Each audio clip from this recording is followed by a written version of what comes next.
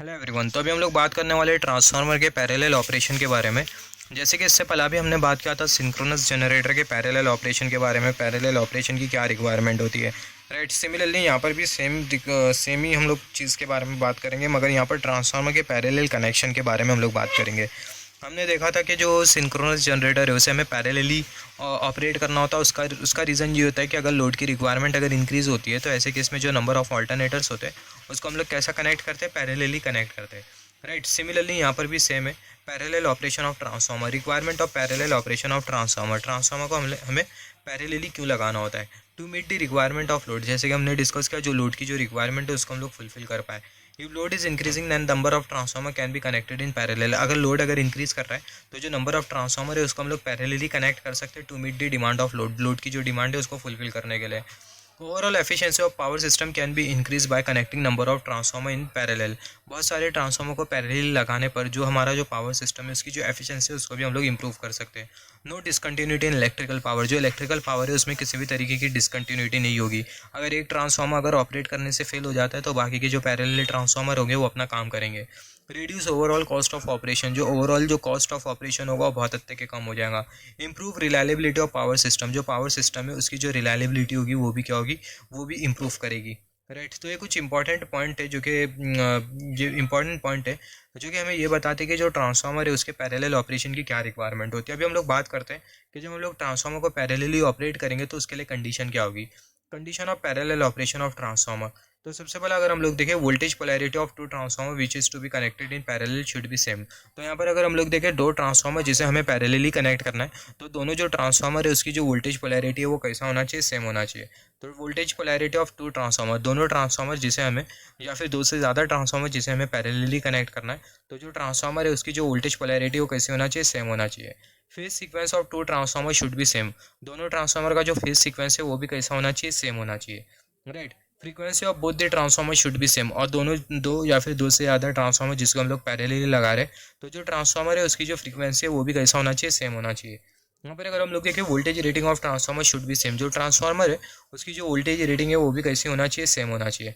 Right, transformer must belong to same phasor group, जो transformer है वो सेम फेजर ग्रुप में आना चाहिए। जैसे फॉर एग्जांपल पहला ट्रांसफार्मर उसकी अगर उसका कनेक्शन अगर डेल्टा स्टार है तो जो दूसरा जो ट्रांसफार्मर है उसका भी जो कनेक्शन है वाइंडिंग का वो कैसा होना चाहिए, डेल्टा स्टार होना चाहिए। तो जो ट्रांसफार्मर है उसका जो फेजर ग्रुप है वो कैसा होना चाहिए, सेम होना चाहिए। Voltage ratio of all the transformer should be same, जो वोल्टेज रेशियो है सारे के सारे ट्रांसफार्मर का वो कैसा होना चाहिए, सेम होना चाहिए।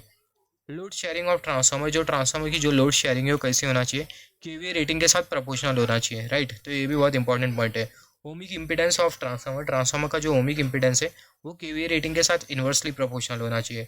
और जो पर यूनिट वैल्यू है ट्रांसफार्मर का वो कांस्टेंट होना चाहिए। राइट, तो यहाँ पर अगर हम लोग देखें और एट दी लास्ट अगर हम लोग देखें वो जो एक्स बाय आर का जो रेशियो है ट्रांसफार्मर का वो भी सेम होना चाहिए। अगर ये सेम नहीं है तो जो ट्रांसफार्मर होंगे वो अलग अलग पावर फैक्टर पर ऑपरेट करेंगे।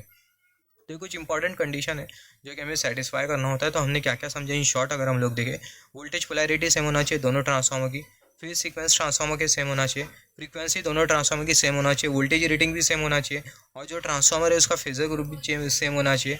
राइट, और जो वोल्टेज रेशियो है दोनों ट्रांसफार्मर का वो भी सेम होना चाहिए, वोल्टेज रेटिंग और voltage ratio. Right, voltage ratio भी दोनों ट्रांसफार्मर का सेम होना चाहिए। अगर कोई ट्रांसफार्मर 500 वोल्ट को 200 वोल्ट में कन्वर्ट कर रहा है तो दूसरा वाला जो ट्रांसफार्मर है वो भी 500 को 200 में कन्वर्ट करना चाहिए, just for understanding the concept of rough example 500 volt to 200 volt conversion. Otherwise अगर हम लोग लार्ज स्केल पर देखें तो जो पावर होता है वो मेगावाट में होता है। राइट, और जो वोल्टेज होता है वो भी बहुत ज़्यादा होता है। राइट, 66 केवीए वोल्टेज होता है, उसको हम लोग स्टेप डाउन कर रहे होते हैं 33 केवीए में। राइट, फिर उसके बाद हमने बात किया जो लोड शेयरिंग है ट्रांसफार्मर की केवीए रेटिंग के साथ प्रोपोर्शनल होना चाहिए, और जो ओमिक वैल्यू है ट्रांसफार्मर के इंपीडेंस की वो इन्वर्सली प्रोपोर्शनल होना चाहिए केवीए रेटिंग के साथ, और जो पर यूनिट वैल्यू है ट्रांसफार्मर की वो भी कैसा होना चाहिए, कांस्टेंट होना चाहिए। पर यहाँ पर अगर हम लोग देखें 3 पॉइंट बहुत इंपॉर्टेंट है। लोड शेयरिंग प्रोपोर्शनल होना चाहिए केवीए रेटिंग के साथ, जो ओमिक वैल्यू है ट्रांसफार्मर के इंपीडेंस की वो इन्वर्सली प्रोपोर्शनल होना चाहिए केवीए रेटिंग के साथ, और जो पर यूनिट वैल्यू है ट्रांसफार्मर की वो भी कैसा होना चाहिए, कांस्टेंट होना चाहिए। पर unit value of transformer should be constant, और जो एक्स बाय आर रेशियो है ट्रांसफार्मर का वो भी कैसा होना चाहिए, सेम होना चाहिए। X by R ratio of transformer should be same, अगर ये सेम नहीं है तो जो ट्रांसफार्मर है वो अलग अलग पावर फैक्टर पर काम करेंगे।